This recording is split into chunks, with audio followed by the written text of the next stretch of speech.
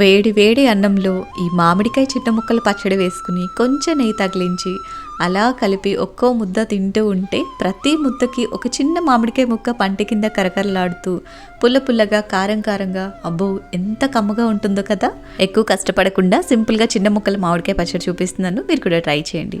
First అయితే ఒక 2-3 చిన్న మామిడికాయలు తీసుకొని ముచ్చకలు కట్ చేసేసి మీకు వీలైనంత చిన్న ముక్కలుగా కట్ చేసేసుకోండి. ఇలా కట్ చేసుకున్న మామిడికాయ ముక్కల్ని ఏదైనా ఒక గిన్నెలోకి కొలిచి తీసుకోండి. నేను తీసుకున్న ముక్కలు ఇక్కడ 2 కప్పులు వచ్చాయి.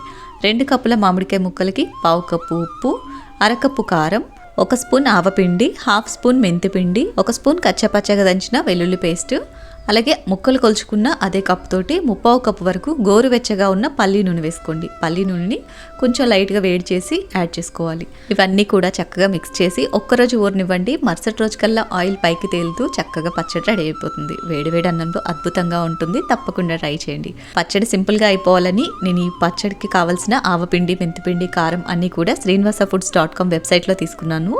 మీరు ఇంట్లో ప్రిపేర్ చేసుకోవాలి అనుకుంటే ఆవాలు మెంతులు దోరగా వేయించి పౌడర్ చేసుకోండి. లేదు మీరు కూడా ఆర్డర్ చేసుకోవాలి అనుకుంటే వాళ్ళ website details and WhatsApp number నేను డిస్క్రిప్షన్లో ఇస్తాను అండ్ స్క్రీన్ మీద కూడా ఇస్తాను, ఒకసారి చెక్ చేయండి.